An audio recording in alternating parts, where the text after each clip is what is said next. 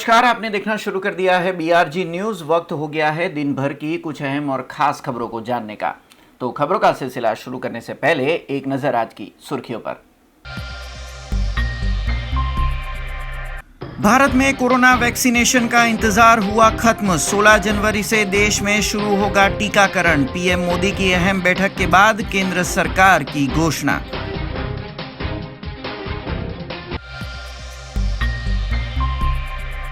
राज्य के पूर्व मुख्यमंत्री माधव सिंह सोलंकी का 94 साल की आयु में निधन। प्रधानमंत्री नरेंद्र मोदी समेत राहुल गांधी ने दी श्रद्धांजलि।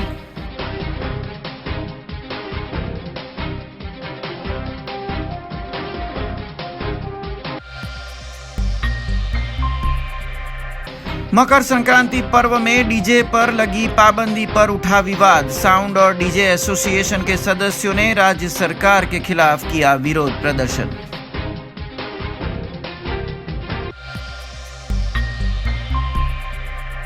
अब देखते हैं खबरें विस्तार से।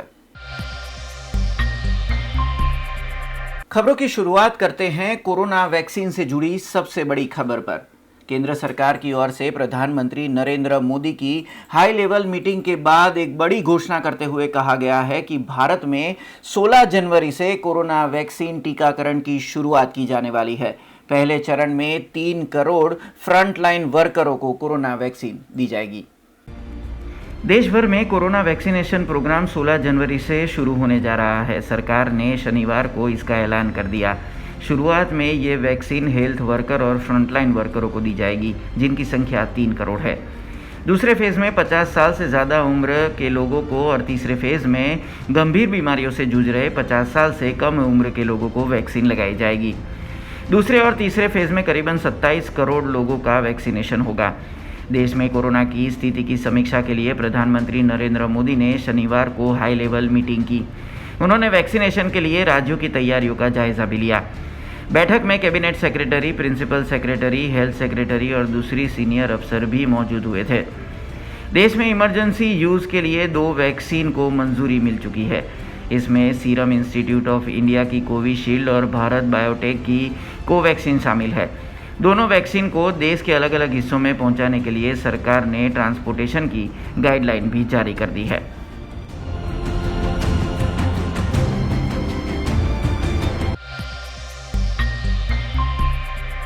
आज गुजरात राज्य के लिए बड़ी ही बुरी खबर आई। पूर्व मुख्यमंत्री माधव सिंह सोलंकी का आज 94 साल की आयु में निधन हो गया। वे 4 बार गुजरात के मुख्यमंत्री रह चुके हैं। प्रधानमंत्री नरेंद्र मोदी समेत राहुल गांधी ने ट्विटर के जरिए उन्हें श्रद्धांजलि दी। बीआरजी ग्रुप और बीआरजी न्यूज भी सदगत को सत नमन करता है। कांग्रेस के दिग्गज नेता माधव सिंह सोलंकी का शनिवार को 93 साल की आयु में निधन हो गया। वे 4 बार गुजरात के मुख्यमंत्री रहे। पीवी नरसिम्हा राव सरकार में वे विदेश मंत्री भी रहे। गुजरात की राजनीति में उन्होंने क्षत्रिय, हरिजन, आदिवासी और मुस्लिमों को लेकर एक नई रणनीति बनाई। इसे KHAM थ्योरी कहा गया। 1980 के दशक में सोलंकी इन्हीं 4 समुदाय को साथ लेकर भारी बहुमत के साथ सत्ता में आए थे। सोलंकी के इस दाव से गुजरात का पटेल समुदाय उनसे दूर होता गया और भविष्य में भाजपा के साथ हो गया। पेशे से वकील रहे सोलंकी कोली समुदाय से आते हैं। पहली बार 1977 में वे गुजरात के सीएम बने। 1980 के विधानसभा चुनाव में 182 में से 149 सीटें जीती। तब भाजपा को सिर्फ 9 सीटें मिली थी। माधव सिंह सोलंकी का जन्म 30 जुलाई 1927 को तत्कालीन बड़ौदा स्टेट के पिलूद्रा में हुआ था। उनके परिवार में 3 बेटे भरत सिंह, अतुल सिंह और अशोक सिंह सोलंकी है। भरत गुजरात कांग्रेस के पूर्व अध्यक्ष और UPA 2 के केंद्रीय मंत्री रहे थे। प्रधानमंत्री नरेंद्र मोदी ने सोशल मीडिया पर पोस्ट करते हुए लिखा कि माधव सिंह सोलंकी अजेय नेता थे।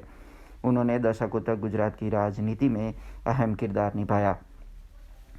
समाज को मजबूत करने के लिए वे हमेशा याद किए जाएंगे। उनके बेटे भरत सिंह सोलंकी से बात हुई है।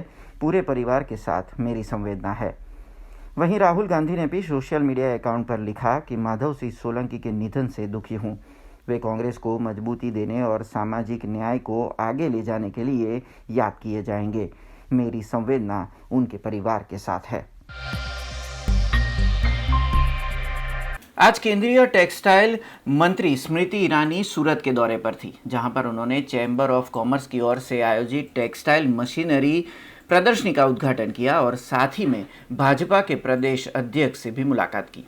केंद्रीय टेक्सटाइल मंत्री स्मृति ईरानी सूरत के दौरे पर आई है, जहां उन्होंने चैम्बर ऑफ कॉमर्स के सीटेक्स प्रदर्शनी का आज उद्घाटन किया। इस प्रदर्शनी में 100 से ज़्यादा टेक्सटाइल मशीनरी के स्टॉल रखे गए हैं। अत्याधुनिक तकनीक की टेक्सटाइल मशीनरी को केंद्रीय मंत्री स्मृति ईरानी ने देखा था। इससे पहले केंद्रीय मंत्री ने भारतीय जनता पार्टी के प्रदेश अध्यक्ष CR पाटिल से भी मुलाकात की थी।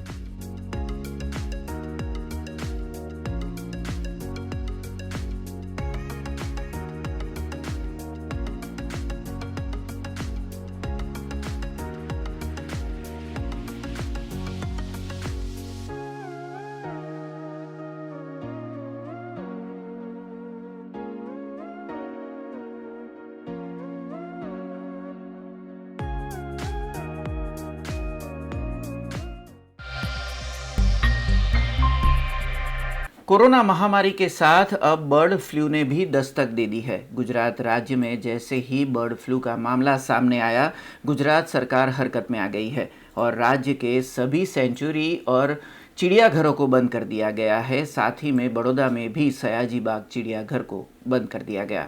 गुजरात सरकार बर्ड फ्लू को लेकर काफ़ी चिंतित है। कल जूनागढ़ में बर्ड फ्लू का एक केस सामने आया। उसी के चलते आज सयाजी बाग, जो मध्य गुजरात का बड़ा प्राणी संग्रहालय है, उसमें अलग अलग प्रकार के चिड़ियाघर और पक्षी घर हैं, जिसको देखने के लिए गुजरात के अलग अलग शहरों से लोग आते हैं। उसी के तहत आज सरकार का निवेदन था कि जल्द से जल्द राज्य के चिड़ियाघर और पक्षी घर को बंद किया जाए। इसलिए आज सयाजी बाग के चिड़ियाघर और पक्षी घर को बंद किया गया है। નમસ્કાર, હું જનતાને જણાવવા માંગીશ કે આ બર્ડ ફ્લૂના જે કેસીસ અમુક ગુજરાત રાજ્યમાં સામે આવ્યા છે, જેના ચલતે ગાંધીનગર ચીફ વાઇલ્ડલાઇફ વોર્ડન તરફથી જે નિર્ણય લેવાયો છે કે જે તમામ રાજ્યના તમામ પ્રાણી સંગ્રહાલયોના માત્ર પક્ષી વિભાગો જનતા માટે બંધ કરવામાં આવે, જેને ચલતે આપણે સુદ્ધા વડોદરા ઝૂના જે પક્ષી વિભાગ છે એ માન્ય મ્યુનિસિપલ કમિશનર સાહેબશ્રીની મંજૂરીથી જાહેર જનતા માટે આજથી બંધ કરવામાં આવેલા છે. ઇતર જૂના વિભાગો જે છે, પ્રાણી વિભાગ, સરીસૃપ વિભાગ, એ જનતાને જોવા મળશે, એ ખુલ્લા છે. એમાં મૂળ પ્રકારે કોઈ પણ આપણે રોગચાળાની વાત કરીએ તો ખાસ કરીને સ્વચ્છતા અને ડિસઇન્ફેક્ટન્ટની ના પગલાં આવે, જે આપણે ઓલરેડી આપણે જાણીએ છીએ 2020 જે આખું કોરોનાથી ત્રસ્ત આપણે રહ્યા છીએ, એના તકેદારી રૂપ ઓલરેડી ઝૂમાં સફાઈ અને ડિસઇન્ફેક્ટન્ટની કામગીરી શરૂ જ છે અને એ જ રાખવામાં આવશે. વધુમાં જરૂર જણાય તો આ પક્ષીઓના જે સેમ્પલ છે એ પશુપાલન વિભાગવાળા જ્યારે કલેક્ટ કરે છે તે લઈને તેનું ટેસ્ટિંગ માટે મોકલવામાં આવે છે. બર્ડ ફ્લૂને લઈને ખોરાક અને એના લક્ષણનું કે દવાઈ કે એના લક્ષણનું એવા કોઈ ગાઈડલાઇન્સ નથી. માત્ર કોઈ પક્ષીને જો લક્ષણ દેખાય તો એના વેટરનરી પ્રોટોકોલ્સ મુજબ એની આગળની કાર્યવાહી કરવામાં આવશે. बस अब कुछ ही दिनों में मकर संक्रांति का पर्व आने वाला है। तब कोरोना महामारी के बीच राज्य सरकार की ओर से एक गाइडलाइन जारी की गई है, जिसमें छत पर डीजे बजाने पर पाबंदी लगाई गई है। तब आज बड़ौदा शहर में साउंड और म्यूजिक के जुड़े व्यापारियों ने भारी हंगामा किया और राज्य सरकार के खिलाफ विरोध प्रदर्शन किया। ત્યાં સુધી કે ભાઈ સ્પીકર વગાડવાથી કે કોરોના દૂર થશે એ વાત તો બહુ ખોટી છે. તમારે મીટિંગ હોય, તમારું બધું કામ હોય, ત્યાં સાઉન્ડ વાગે, તમારે ગરબા રમાય, તમારી પાર્ટી થાય, તમારું ખાલી પેપરમાં બતાવી દેવાનું કે આ કલમ લગાવી, આ થયું, આમને આ કર્યું, આને ફલાણું કર્યું, હું કર્યું, કશું નહીં કરતા. ખોટી દલીલો ખોટી વાતો જ છે. કોઈ દિવસ આવ્યા કે ભાઈ તમને હું તકલીફ પડી છે અને તમે ડાયરેક્ટ રાતોરાત પેલા કાયદા કાઢી નાખો છો, એવું થોડી ચાલે. તમારે કઈ આ દાદાગીરી છે, ખોટી વાત છે. તહેવારો તમારે દરેક તહેવાર જ નડે, કમ તમારા કામ કાર્ય કરતા બધા નહીં નડતા. તહેવાર આવે ત્યારે જ ચાલે છે. સમગ્ર વેપારીઓને 1 થી 1.5 કરોડનું નુકસાન થશે. उत्तरायण यानी कि मकर संक्रांति पर्व को लेकर राज्य सरकार की गाइडलाइन पर जैसे ही गुजरात हाईकोर्ट की मुहर लगी, वैसे ही विवाद के सुर भी शुरू हो गए। गाइडलाइन में इस मकर संक्रांति पर्व पर म्यूजिक और साउंड पर पाबंदी घोषित की गई। तब बड़ौदा में स्पीकर और एम्पलीफायर के व्यापार से जुड़े विक्रेताओं में सरकार के खिलाफ गुस्सा फूट पड़ा। અમે સાઉન્ડની પરમિશન નથી આપતા, બરાબર? તો તમારે કોઈ ફંક્શન હોય છે, તમારે કંઈ કામ હોય છે, તમારી મીટિંગ હોય છે, તો એ બધું ચાલે છે. કોઈ બીજાને કરવું હોય તો તમે કહો આ કાગળ લાવો, પેલું લાવો, બધું લાવો, ગ્રાઉન્ડ લાવો, રોટલો લાવો, તો તમે એવું થોડી ચાલે. તમે આ ધંધા છે, બરાબર? 3-3, 4-4 મહિને બધી તૈયારીઓ કરે છે, તો હું કઈ લોકો ખાલી ઘરમાં ભરવા માટે થોડી તૈયારી કરે છે. એમના બી પૈસા રોકાય, કાગળ નહીં રોકાતા, તો તમે રાતોરાત બધી માકા ફરી કરો. પહેલાં તો કહે તો એમને ખબર પડે. અત્યારે કોઈ નાનો સાઉન્ડ વાળો હોય ને એની કારણે બી 5-6 લાખનું રોકાણ હોય છે. આજે વર્ષથી એક ઓર્ડર નહીં કરતા. તમે ઘરમાં નાખવા આવો છો, કોઈ દિવસ આવ્યા કે ભાઈ તમને હું તકલીફ પડી છે અને તમે ડાયરેક્ટ રાતોરાત પેલા કાયદા કાઢ નાખો છો? એવું થોડી ચાલે. તમારે કઈ આ દાદાગીરી છે, ખોટી વાત છે. તમારે મીટિંગ હોય, તમારું બધું કામ હોય ત્યાં સાઉન્ડ વાગે, તમારે ગરબા રમાય, તમારી પાર્ટી થાય, તમારું ખાલી પેપરમાં બતાવી દેવાનું કે આ કલમ લગાવી, આ થયું, આમને આ કર્યું, આને ફલાનું કર્યું. હું કર્યું? કશું નહીં કરતા. ખોટી દલીલો ને ખોટી વાતો જ છે. આ બધી ખાલી સ્કીમ લોલીપોપો આલી ને પાછા ખેંચીને ખિસ્સામાં ગાલી દે છે. એટલે આ બધું ખોટું છે. જે છે તે તમે ક્લિયર કરો તો જ ચાલશે. અને તહેવારો તમારે દરેક તહેવાર જ ન રહે. કામ તમારા કામ કાર્ય કરતા બધા નહીં નડતા. તહેવાર આવે ત્યારે જ ચાલે છે. તમારી રેલીઓ કાઢો, એમાં કાઢો, ત્યારે બધા ભેગા નહીં કરતા. હું તમે 1-1 ફૂટ 10 ફૂટની કંઈ કોઈ રાખે છે? કોઈ કશું નહીં રાખતું. આ લોકોના માસ આમ હોય છે, આમ હોય છે, આમ હોય છે. કોઈ દિવસ ગયા એ રસ્તા પર લોકોને સટાક કરીને ગાલીને બિહારી દે છે. એવું બધું ના ચાલે ને. જે કરવું છે તો ભાઈ પૂરું કરો, નહીં તો ના કરો. कोरोना महामारी और लॉकडाउन के बीच जहां साल 2020 में सभी व्यापार एक तरह से मंदी की आगोश में चले गए थे, तब साउंड से जुड़े व्यापारियों ने मकर संक्रांति पर्व पर अच्छे व्यापार की आस में बिक्री का माल भर के रखा हुआ था और राज्य सरकार ने साउंड और डीजे पर पाबंदी लगा दी. तब व्यापारियों का गुस्सा फूट पड़ा. આપણા ધંધા પર જે અસર પડે ને એડવાન્સમાં એ સરકારે કીધું, જાહેર કર્યું હોત કે અમે આ રીતનું કરવાના છે તો અમે અત્યારે માલ ભર્યો છે 2 મહિના પહેલાંથી, 1 મહિના પહેલાંથી જે માલ ભરીને બેઠા છે એનું શું થશે એ અમને અત્યારે પાછળનું નુકસાન તો ભરપાઈ થતું નથી અને આ નવું નુકસાન અમને ઊભું થઈ ગયું છે. સમગ્ર વેપારીઓને 1 થી 1.5 કરોડનું નુકસાન થશે. व्यापारियों ने राज्य सरकार से पूछा है कि बड़ी बड़ी रैलियों में सोशल डिस्टेंसिंग के अभाव को दरकिनार किया जाता है, तब कोरोना संक्रमण फैलने का डर नहीं रहता और छत पर म्यूजिक बजाने से कोरोना किस तरह से फैलेगा ये सोचने की बात है. तब आज बड़ौदा के साउंड के व्यापार से जुड़े व्यापारियों ने विरोध प्रदर्शन किया था. અમારા વેપારીઓનું એવું કહેવું છે કે સ્પીકરો વગાડવાથી જો કોરોના થતો હોય તો ચોક્કસ તમે આ સ્પીકરો વગાડવાનું બંધ કરો, અમને કોઈ વાંધો નથી. પણ મને એવું લાગે છે ત્યાં સુધી કે ભાઈ સ્પીકર વગાડવાથી કંઈ કોરોના દૂર થશે એ વાત બહુ ખોટી છે. પોતાની પ્રિમાઇસીસ છે તો પોતાની પ્રિમાઇસીસમાં તમે વગાડો, નોર્મલ અવાજે વગાડો છો, કોઈને ભેગા ના થવા દો, એ વાત ઠીક છે. પણ તમે કહેશો કે ભાઈ મારી પ્રિમાઇસીસ છે અને મારું ટેરેસ છે તો હું સ્પીકર વગાડું છું, તો એમાં કોઈ મને તો યોગ્ય નથી લાગતું કે આ કાયદો કંઈક ઠીક હોય. તમિલનાડુમાં હમણાં આજે થયું તો તે વખતે ઘણી મેં તો ન્યૂઝ ચેનલો પર જોયેલું છે કે ભાઈ ઘણી પબ્લિક જે માસ્ક વગર 2000, 5000, 10,000ની રેલીમાં જોડાયેલા છે. તો મને તો આ કંઈક, અને આમાં એવું છે ને કે ભાઈ તમે ટોળા પર પ્રતિબંધ રાખો છો તો ઠીક છે કે ભાઈ તમે એકઠા ના થવા દો, પણ તમે એવું કહેશો કે ભાઈ હવે તમે સ્પીકર પણ ના વગાડો અને તમે, તો મને કંઈ ઠીક આ તો લાગ્યું નહીં. अब खबर नर्मदा जिले से आई है, जहां पर 17 जनवरी से पल्स पोलियो टीकाकरण की शुरुआत की जाने वाली है, जिसके तहत 54,284 नवजात शिशुओं को पोलियो का टीका दिया जाएगा. नर्मदा जिले में 17 जनवरी से पल्स पोलियो टीकाकरण अभियान की शुरुआत की जाने वाली है, जिसको लेकर आज विशेष बैठक जिला विकास अधिकारी डॉक्टर जिन्सी विलियम की अध्यक्षता में आयोजित की गई थी. नर्मदा ज़िले में 0 से लेकर 5 साल तक के 56,284 नवजात शिशुओं को इस अभियान में पोलियो टीका दिया जाएगा. इसमें 19 ट्रांजिस पॉइंट, 3 मेला बाज़ार, 61 मोबाइल टीम और 1722 जितने स्वास्थ्य कर्मी के अधिकारी और कर्मी अपनी सेवाएं देंगे. नर्मदा ज़िले को 100% पोलियो मुक्त करने के लक्ष्य को हासिल करने के साथ ज़िला प्रशासन ये पूरा अभियान पूरा करेगा.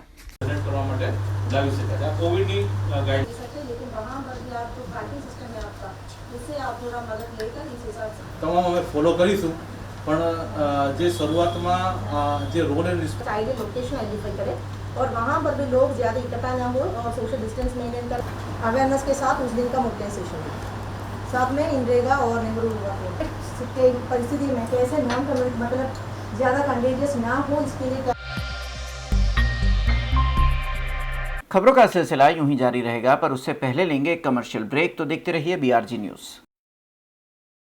BRG ग्रुप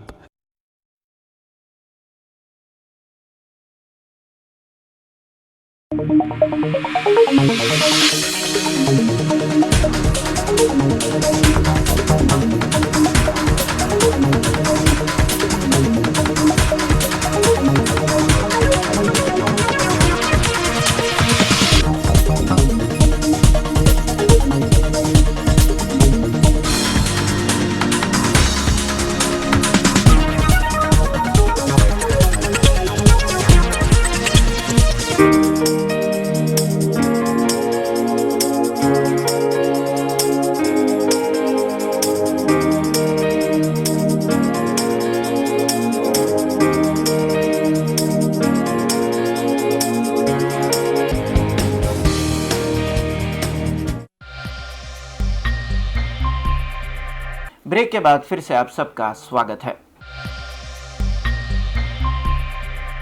आज बड़ौदा शहर के डीजे लाइट और साउंड एसोसिएशन के सदस्य गांधीनगर ग्रुप पर इकट्ठा हुए थे, जिसके बाद उन्होंने पुलिस कमिश्नर को आवेदन देने की बात कही। खासतौर पर मकर संक्रांति पर्व पर जब डीजे पर पाबंदी लगाई गई है तब उनकी आर्थिक हालत खस्ता होने का हवाला इन सभी कर्मियों ने दिया था। राज्य सरकार की मकर संक्रांति पर्व मनाने की गाइडलाइन में डीजे साउंड के ऊपर पाबंदी से राज्य भर में विरोध शुरू हो गया है। बड़ौदा के light and sound DJ association के सदस्य आज गांधीनगर गृह पर इकट्ठा हुए थे और पुलिस कमिश्नर से गुहार लगाने पहुंचे। कोरोना काल में साउंड एंड लाइट समेत के डीजे के व्यवसाय से जुड़े व्यापारियों की हालत खस्ता हो गई है। मकर संक्रांति पर्व में भी पाबंदी से कुछ हल्के व्यापार की भी जो आस थी उसके ऊपर भी पानी फिर गया है। तब इन सभी व्यापारियों ने आज भारी विरोध जताया और एक तरह से कह दिया कि सत्ताधारी पक्षों की रैली से कोरोना नहीं फैलता है, पर डीजे साउंड से कोरोना फैलता है। वहीं अगर सरकार डीजे साउंड व्यापार को मंजूरी नहीं देती है तो लोन की किस्त के भुगतान के लिए अब शराब की बिक्री का लाइसेंस दे दो, ऐसी भी बात व्यापारियों की ओर से कही गई थी।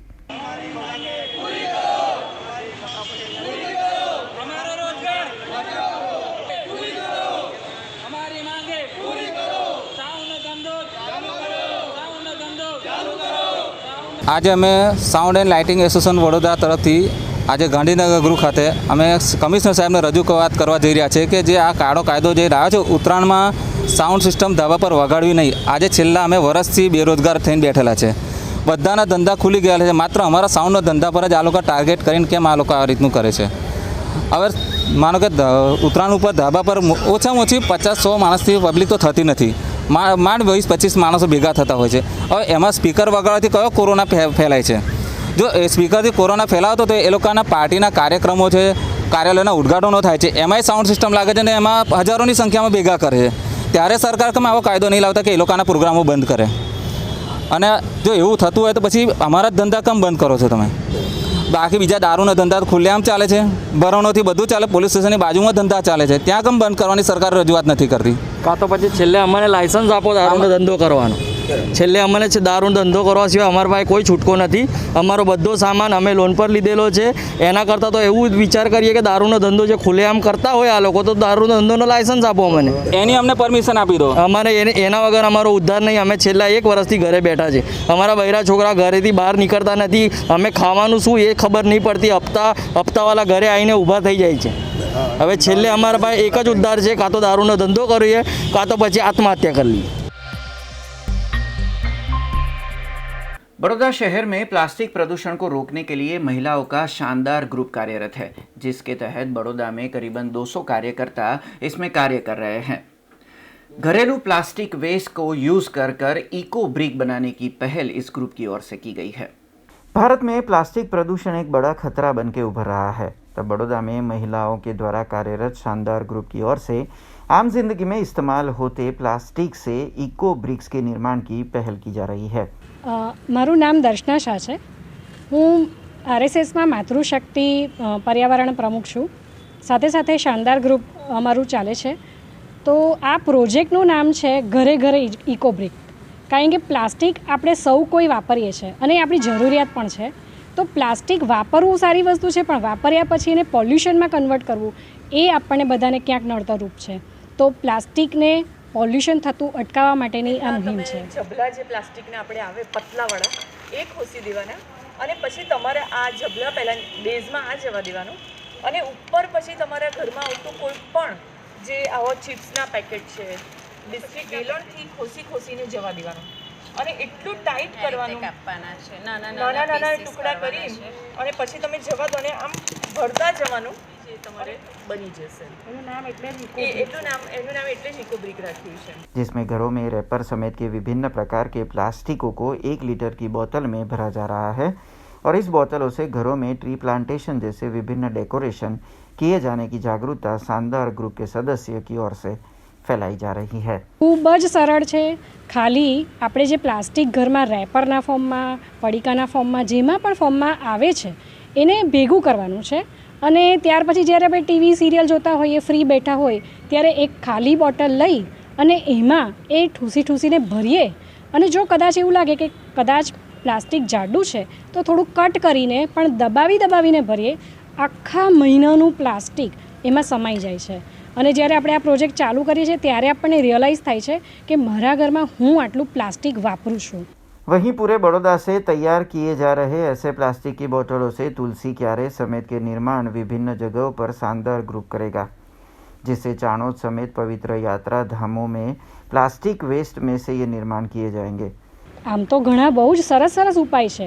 દરેક જણ પોતાના ઘરમાં પણ એને કંઈક ને કંઈક કન્સ્ટ્રક્ટિવ વેથી બનાવી શકે એમ છે. પણ છતાં જો કોઈને એવું લાગતું હોય કે હું એનો શું ઉપાય કરું અને મારે કંઈ કરવું નથી તો એ અમને કોન્ટેક્ટ કરી શકે છે. અમે આના અલગ અલગ કન્સ્ટ્રક્શન્સ બનાવવાના છે.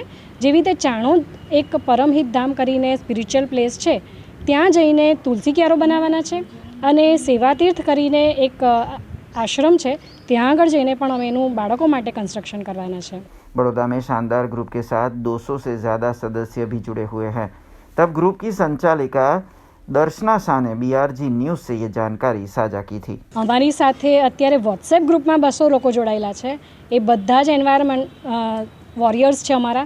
અને હું એવું માનીશ કે અત્યારે તો આ પ્રોજેક્ટ મારો પર્સનલ તો છે જ નહીં, પણ દરેક ઘરમાં ઇકો બ્રિક બનતી થઈ જાય એવી હું ચોક્કસ અપીલ કરીશ, કારણ કે પ્લાસ્ટિક આપણે સૌ કોઈ વાપરીએ છીએ. आने वाली 11 जनवरी यानी कि सोमवार से 10वीं और 12वीं कक्षा की स्कूलों की शुरुआत हो रही है. कोरोना काल में करीबन 9 महीने के बाद स्कूल परिसर एक बार फिर से खुलने जा रहे हैं. तब जिला शिक्षण अधिकारी कचेरी की ओर से जरूरी गाइडलाइन के तहत स्कूल खोलने की तैयारियां पूरी कर ली गई है. गुजरात राज्य सरकार की तरफ से यह फैसला आया है कि 11 जनवरी से 10वीं और 12वीं की स्कूलों को खोलने की अनुमति दी गई है. बोर्ड परीक्षा को ध्यान में रखते हुए स्कूलों को फिर से खोल दिया जाएगा. जिला शिक्षण अधिकारी द्वारा स्कूलों को खोलने के लिए कुछ नियम बनाए हैं, जैसे सभी छात्रों को अपने घर से सम्मति पत्र लाना होगा. स्कूल में भी छात्रों को सोशल डिस्टेंसिंग का पालन करना होगा. मास्क पहनना सभी छात्रों और टीचर के लिए अनिवार्य है. उसी के चलते आज बड़ौदा शहर के जिला शिक्षण अधिकारी ने इसके लिए ज़्यादा जानकारी दी है. ધોરણ 10 અને ધોરણ 12ના વિદ્યાર્થીઓ માટે સરકારશ્રીની સૂચના મુજબ સોમવાર તારીખ 11ના રોજ 11 જાન્યુઆરીએ શાળાઓ આપણે જે વાલીઓએ સંમતિ આપેલી છે એવા વાલીઓના બાળકોને સંમતિ સાથે આપેલી છે એ સ્કૂલે બોલાવવાના છે. સંમતિપત્રકનો નમૂનો SOPમાં સરકારશ્રીએ જે આપેલો છે એ મુજબ સંમતિ અમે શાળાઓને મોકલી આપી છે અને શાળાઓએ દરેક વાલીને આપેલી છે અને એ વાલી સંમતિ લેખિત સંમતિ રજૂ કરે ત્યારબાદ જે તે વિદ્યાર્થીઓને શાળાએ બોલાવવાના છે. સ્કૂલવાળાઓએ સરકારશ્રીએ જે કેન્દ્ર સરકારની ગાઈડલાઇન મુજબ કોવિડ-19ની પરિસ્થિતિને ધ્યાને લઈ જે SOP બહાર પાડેલી છે, SOPની જે આચારસંહિતા છે એ મુજબ તમામ પ્રકારની વ્યવસ્થા, એટલે કે શાળામાં સોશિયલ ડિસ્ટન્સ જળવાય, વિદ્યાર્થીઓ જ્યારે આવતા હોય ત્યારે ભીડ ન થાય, સેનેટાઈઝર, માસ્ક, પછી નજીકના જે PSC સેન્ટર છે એ PSC સેન્ટરની માહિતી પણ શાળાએ રાખવાની છે. ટૂંકમાં કોવિડ-19ની આ પ્રવર્તમાન પરિસ્થિતિને ધ્યાને લઈ સરકારશ્રી દ્વારા જે કંઈ અમને જે સૂચનો આપેલા છે એ બધા જ સૂચનોનો અમલ કરી અને શાળાઓમાં શરૂ કરવાની છે. बड़ौदा महानगर पालिका मुख्यालय आज माह के दूसरे शनिवार होने के चलते भी चालू रखा गया था. आने वाले 14 और 15 जनवरी को मकर संक्रांति पर्व आ रहा है, जिसके चलते छुट्टी घोषित की गई है. तब आज माह के दूसरे शनिवार कार्यभार को चालू रखा गया था. बड़ोदरा महानगर पालिका कचहरी हर महीने के दूसरे शनिवार को बंद रहती है, परंतु हर साल की तरह इस साल भी जनवरी माह के दूसरे शनिवार को बड़ोदरा महानगर पालिका कचहरी कार्यरत रही. इस शनिवार को भी कार्यरत होने के पीछे उत्तरायण पर्व पर होने वाली 2 दिन की छुट्टी बताई जा रही है. Deputy municipal commissioner mister Sudhir Patel ने बड़ोदरा महानगर पालिका कचहरी को कार्यरत रखने की ज़्यादा जानकारी दी है. આમ તો વડોદરા મહાનગરપાલિકાની આ દર વર્ષની પરંપરા છે. ખાસ કરીને ઉત્તરાયણ અથવા મકર સંક્રાંતિની રજા એ 14મી જાન્યુઆરીની એક જ રજા હોય છે. 15મીની જે વાસી ઉત્તરાયણની રજા કોર્પોરેશનમાં કે ગુજરાત રાજ્ય સરકારમાં પણ હોતી નથી. તો વડોદરા મહાનગરપાલિકાનું આ વર્ષોનું એક પરંપરા છે કે આપણે એ વાસી ઉત્તરાયણની પણ રજા ડિક્લેર કરીએ છીએ અને એ જે રજા ડિક્લેર કરી હોય એના અવેજમાં કોઈ પણ એક શનિવાર જે રજા હોય, બીજો અથવા તો ચોથો, એને આપણે ચાલુ દિવસ તરીકે ડિક્લેર કરીએ છીએ. એટલે આગામી અઠવાડિયામાં જ હવે વાસી ઉત્તરાયણ 15 તારીખ આવી રહી છે ત્યારે આપણી વડોદરા મહાનગરપાલિકાની કચેરી બંધ રહેવાની છે. તો એના બદલામાં આજે રજા હોવા છતાં પણ આપણે કચેરી તમામ ચાલુ રાખેલી છે. आरएसएस के राष्ट्रीय प्रचारक इंद्रेश कुमार आज बड़ौदा के दौरे पर थे. राष्ट्रीय मुस्लिम मंच के एक विशेष कार्यक्रम में वो शरीक हुए थे, जिस दौरान उन्होंने कांग्रेस और ओवैसीज की AIMIM पार्टी पर प्रहार किए. आरएसएस के राष्ट्रीय प्रचारक इंद्रेश कुमार आज बड़ौदा के दौरे पर आ पहुंचे थे. बड़ौदा में आयोजित राष्ट्रीय मुस्लिम मंच के कार्यक्रम में शरीक होने इंद्रेश कुमार बड़ौदा आ पहुंचे, जहां उन्होंने कांग्रेस पार्टी को आड़े हाथों लिया था. साथ ही में किसान आंदोलन को अलगाववादियों की साजिश करार दिया था. गुजरात में ओवैसी की AIMIM की एंट्री पर इंद्रेश कुमार ने कहा कि AIMIM पार्टी मुसलमानों के लिए खतरा है, जबकि धर्म की राजनीति करने वाले पक्षों को जनता अपने मतों से जवाब देगी. ऐसी भी बात आरएसएस के राष्ट्रीय प्रचारक ने बड़ौदा दौरे के दौरान कही थी. आज वडोदरा शहर खाते छाणी विस्तार में અમે મુસ્લિમ રાષ્ટ્રીય મંચ તરફથી એક મીટિંગનું આયોજન કર્યું છે. એ મિટિંગમાં અમારા સન્માનીય અમારા આદર્શ એવા ઇન્દ્રેશ કુમારજી જે આરએસએસના રાષ્ટ્રીય મુખ્ય પ્રચારક છે અને રાષ્ટ્રીય કાર્યકારી સદસ્ય છે, મુસ્લિમ રાષ્ટ્રીય મંચ રાષ્ટ્રીયના અમારા મુખ્ય માર્ગદર્શક ઇન્દ્રેશજી આજે વડોદરા ખાતે પધાર્યા છે.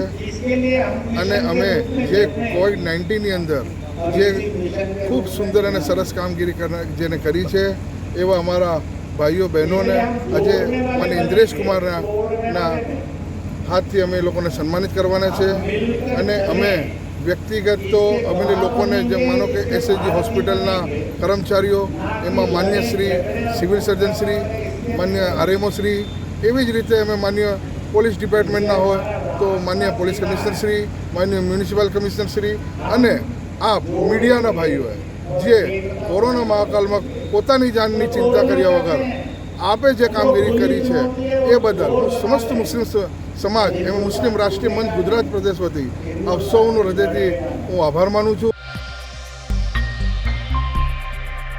नर्मदा जिले में कोरोना वैक्सीनेशन को लेकर एक विशेष टास्क फोर्स बनाई गई है, जिसकी एक बैठक आज आयोजित हुई थी, जिसमें नर्मदा जिले में पहले चरण में करीबन 1,20,000 से ज़्यादा लोगों को कोरोना का टीका दिया जाएगा. नर्मदा जिले में कोरोना वैक्सीनेशन के लिए विशेष टास्क फोर्स की रचना की गई है, जिसकी बैठक जिला विकास अधिकारी की अगुवाई में आयोजित हुई थी. नर्मदा जिले में करीबन 62 जगहों पर वैक्सीनेशन के ट्रायल रन आयोजित हो चुके हैं. इस बैठक में वैक्सीनेशन की पूरी प्रक्रिया की ब्लूप्रिंट तैयार की गई थी.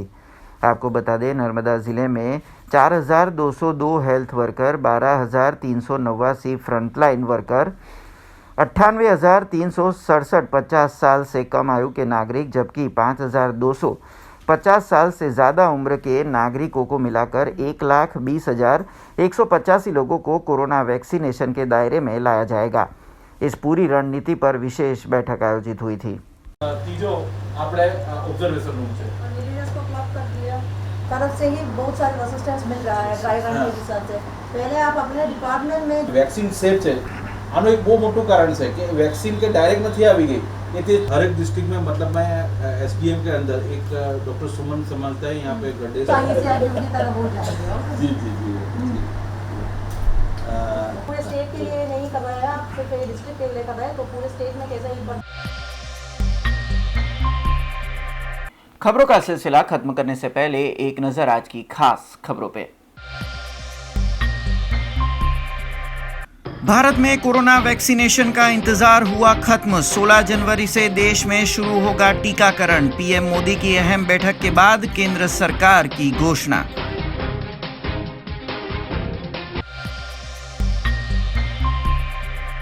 राज्य के पूर्व मुख्यमंत्री माधव सिंह सोलंकी का 94 साल की आयु में निधन. प्रधानमंत्री नरेंद्र मोदी समेत राहुल गांधी ने दी श्रद्धांजलि.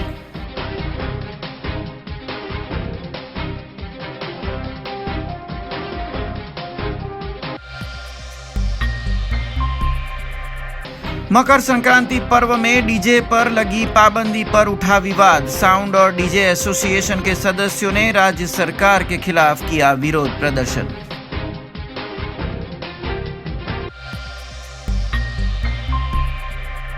ये थी अब तक की खबरें। कल नई खबरों के साथ फिर से उपस्थित होंगे। तब तक BRG न्यूज की पूरी टीम को इजाजत दीजिए। नमस्कार। अब खबरों से लगातार अपडेट रहना हुआ आसान। BRG न्यूज आपके मोबाइल स्क्रीन पर। आज ही BRG न्यूज की mobile app Google play store और ऐप स्टोर से डाउनलोड करें और खबरों से लगातार जुड़े रहें।